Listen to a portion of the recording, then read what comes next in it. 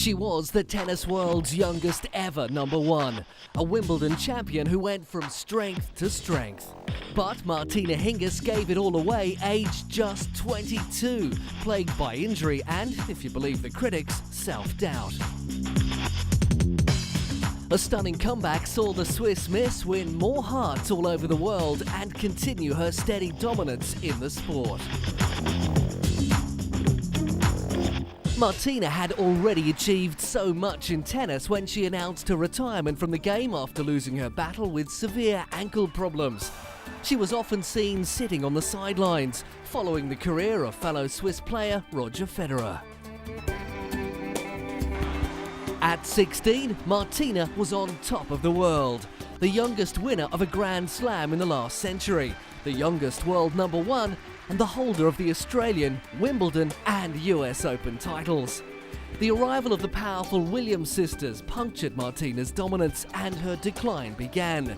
She won the last of her 5 Grand Slam singles titles at the 1999 Australian Open. In February 2005, Martina made an unsuccessful return to competition at an event in Pattaya, Thailand, where she lost to Germany's Marlene Weingartner in the first round.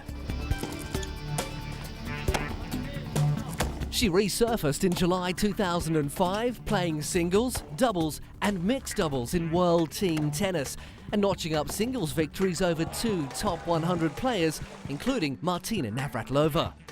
With these promising results behind her, she announced her return to the WTA Tour in 2006. Her focus then moved to improving her serve and increasing her all-round power. I see how far it takes me, Probably I can play as far as my feet are gonna take me, and I just love to play the game. I mean, if I want to play the tennis I played 3 years ago, I would not survive. I know that, and you have to grow with the game, and you have to get better physically and tennis-wise. What prompted the tennis star's return? Because I love the game. I've been away for 3 years, and I was doing some commentary and played some team tennis this year. It definitely crossed my mind a few times, but now I say I can't wait any longer. Her former rival, Lindsay Davenport, also looked forward to Martina's resurgence. I'm excited. I think I was always really disappointed when she stopped. I felt a young age, and I felt was still a great career ahead of her. It wasn't long before she had again won over the crowds with her successful, attractive playing style, compensating for her lack of height with superb court craft, great timing and an indomitable will. Martina began her WTA comeback in the Australian Women's Hardcourt Tournament, where she made a successful return, defeating Venezuela's Maria Vento Cubchi. In 2006, she claimed her first big scalps, defeating Russia's Maria Kirilenko and top seed Maria Sharapova at the Pan Pacific Open to reach her first final since coming out of retirement. On May 21, 2006, Martina won her first singles title in more than 4 years by defeating Dinara Safina in the final of the Italian Open.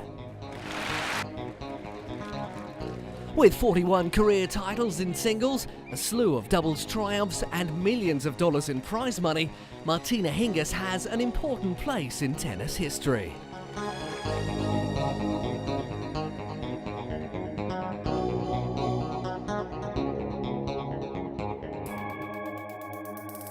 John McEnroe's brilliant tennis, coupled with a volatile temper, helped make him one of professional sport's original bad boys.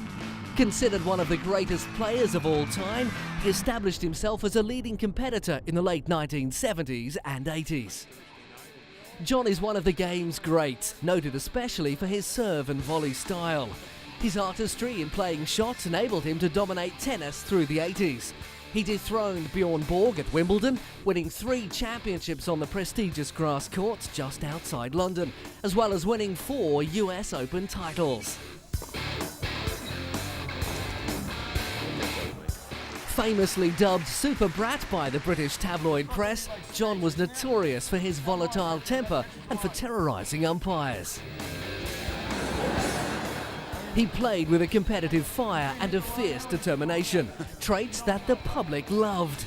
But he also constantly argued and put down umpires and linesmen for what he perceived as bad calls.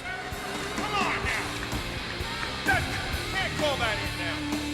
You cannot call that ball that far out in. That's enough, okay? That's been 5 already. His temper tantrums and racket abuse were characteristic features of his performances. At the age of 18, he became the first qualifier and youngest ever player to reach the semi-finals of Wimbledon. He went on to win 3 men's singles titles and was both one of the most popular and one of the most controversial players to grace the championships. He also won the US Open 3 years in succession, from 1979 to 1981, and teamed up with Peter Fleming to win the Wimbledon men's doubles title 4 times.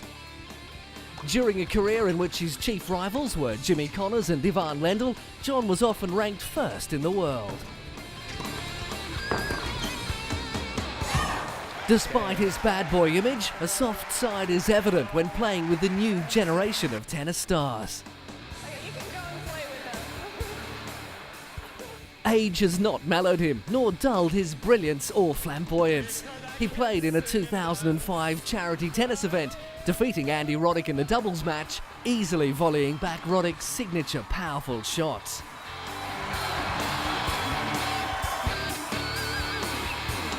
The event, which raised $518,952 for the Tsunami Disaster Fund, was organised by former player Jim Courier and was a cause that spoke to John's heart. Well, I have 6 children, so I think just from being a parent and seeing what happened in this disaster, you can't help but be affected. The tennis legend is currently coaching young British tennis players and appreciates the experience he can bring to their learning. When I was young, I had a chance to play with Laver and Rosewall. I knew I was shaking a little bit when I got on the court, but just being out there pumped me up and made me realize how much I wanted it. And if you can give these guys some better habits and pick up their energy level, their effort level, that's half the battle. And believing, now they see something that they didn't think can happen. Now all of a sudden there's no reason why it can't happen for them. John officially announced his return to the ATP Pro Tour in 2006. In his return tournament, he teamed up with Jonas Bjorkman to win the doubles title at the SAP Open. It's nice to get back and sort of open people's eyes about doubles a little bit, see what happens with that, and play with Jonas. He plays, he's so solid and plays, he rises to the occasion, and that's a sign of a great player. John McEnroe's relentless pursuit of perfection has made him a popular champion and a tennis legend.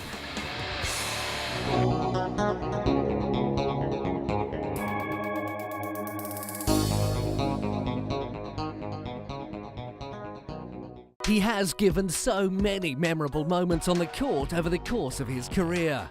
Andre Agassi has had his struggles, but it is his persistence and determination that sets him apart from the rest. Andre embodies the modern tennis player. He's been at times flamboyant, emotional and cocky. His many Grand Slam victories have carved a permanent place for himself in sports folklore, not just the Tennis Hall of Fame. There isn't much that Andre hasn't accomplished in the tennis world. He has been ranked #1 and won all 4 major Grand Slams, something not even Pete Sampras accomplished. He is the only male player in the Open era to have won every Grand Slam singles title: the Masters, the Davis Cup and the Olympic gold medal.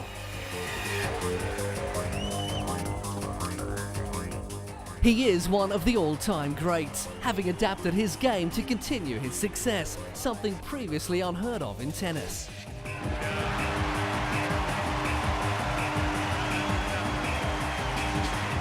In 2005, he dominated the final at the Mercedes-Benz Cup, capturing his 60th career ATP singles title as he defeated unseeded Gilles Muller. The win catapulted him into illustrious company as he joined Jimmy Connors, Roy Emerson and Frank Parker as the only 4-time champions at the event.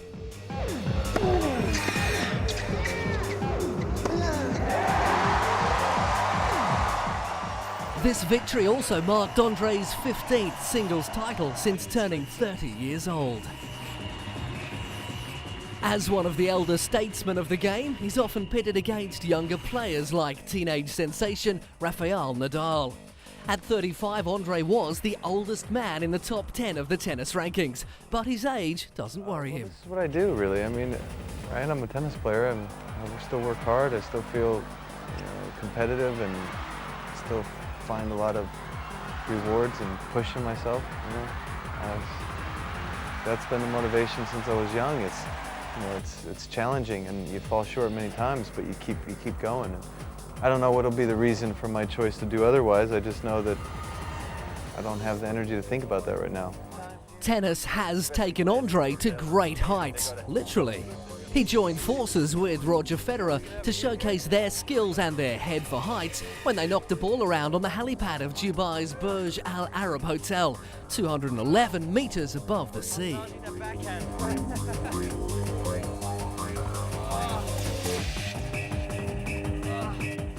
Renowned for his generosity, Andre didn't hesitate to play in a UNICEF charity event prompted by the 2005 tsunami.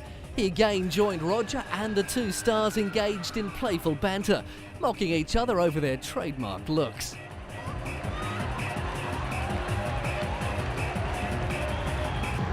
It was a cause that Andre was happy to help out for, and one that he appreciated being involved in.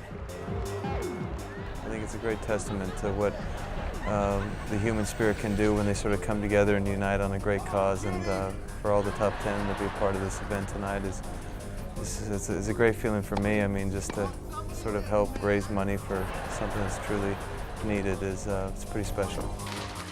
In 2001, Andre married former women's world number 1, Steffi Graf, with whom he has 2 children.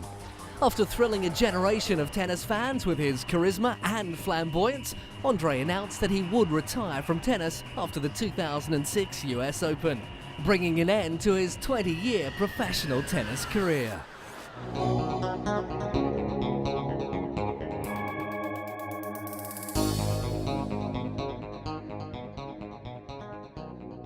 He is one of the world's top-ranked tennis players and was the first man since Boris Becker to reach the number 2 ranking in his teenage years. One of tennis's brightest young stars, Rafael Nadal, became king of the clay court in 2005 when he won the French Open. A powerful, exciting player, Rafael is a joy to watch and has shown flashes of brilliance in what will hopefully be a long and successful career. In 2003, Rafael burst onto the tennis scene and became the second youngest player to be ranked among the world's top 100 players. At his Wimbledon debut in 2003, he became the youngest player at age 16 to reach the 3rd round since 16-year-old Boris Becker in 1984.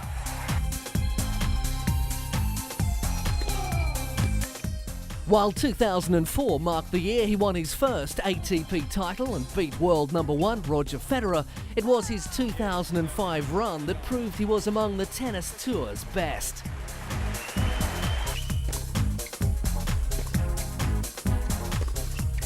Rafael continued to work his way up the world rankings and won the 2005 French Open with a 4-set victory over Mariano Puerta of Argentina. It was his first attempt at a Grand Slam. On the road to the French Open final, Rafael also upset Federer.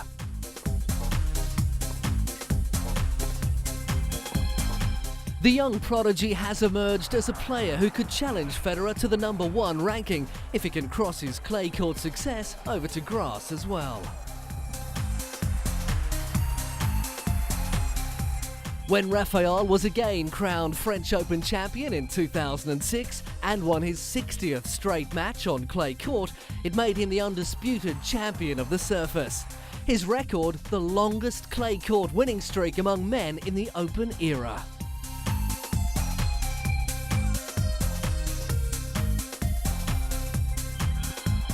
The teen's victory, his 5th in 6 meetings over the Swiss champion, made him the first player to win back-to-back titles in the Italian capital since Thomas Muster of Austria in 1995 and 96.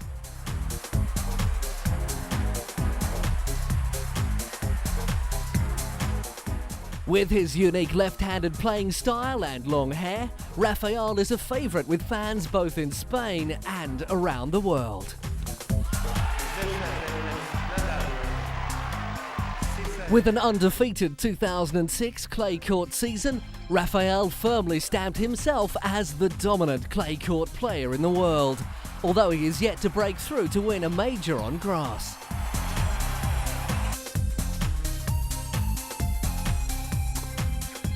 The teen star has held 2 winning streaks of 20 consecutive matches or more in the course of his short career. The first one was a 24-match winning streak in mid-2005. The second was a streak of 26 matches, ending only in his retirement due to injury in the quarter-finals of the Queen's Club tournament against Leighton Hewitt.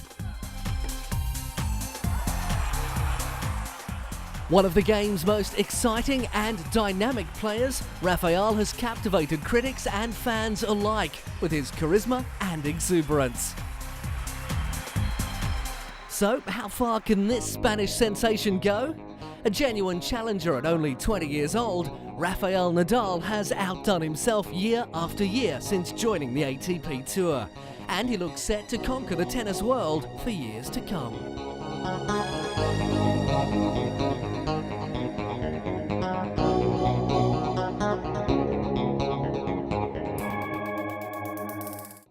Although she holds the mantle as being one of the best in the world, Lindsay Davenport often receives less attention than other players on the tennis circuit, but that doesn't bother her. She lets her game do all the talking.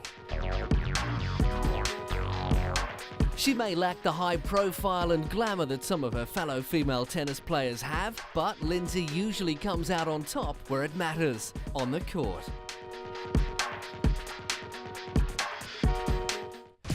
One of the stayers of the women's tour, Lindsay only gets better with age, as her career has continued to shine in recent years. She burst onto the scene in 1998 before winning 3 Grand Slam tournaments, the 1998 US Open, Wimbledon in 1999 and the 2000 Australian Open. A power player, Lindsay is known throughout the tennis circuit as mentally tough and uses that edge over her opponents. Her game is built largely around her ground strokes, which are considered to be among the most powerful and cleanly struck in the history of women's tennis.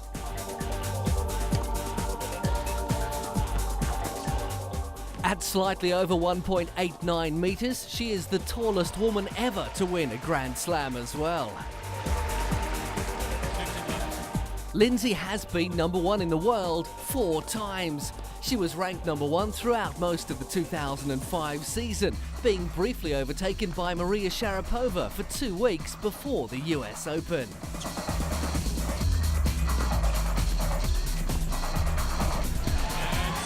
After struggling to overcome knee problems before finally having surgery at the beginning of the 2004 season, Lindsay defeated Serena Williams to win her 2nd title in 2 weeks, dictating play from the baseline.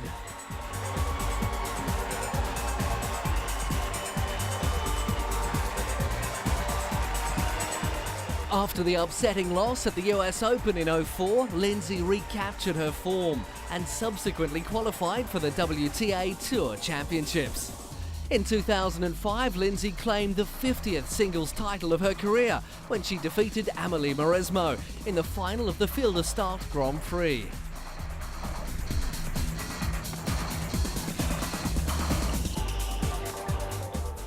In 29th place on the list of the 40 greatest players of the tennis era, Lindsay's victory denied 3rd seed Amelie her 400th career singles victory, but enabled Lindsay to become one of only 10 players to win 50 singles titles.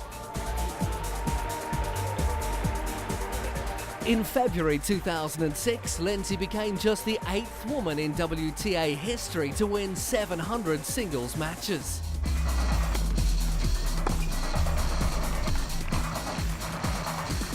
She did so in style by handing out her 4th career doubleheader as she defeated Elena Likovtseva 6-love, 6-love in the 2nd round of the Dubai Duty Free Women's Open.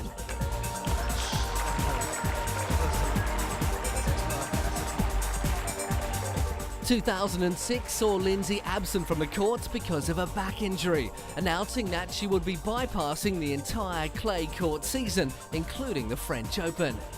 By not defending her ranking points, the American great dropped to number 7 in the world.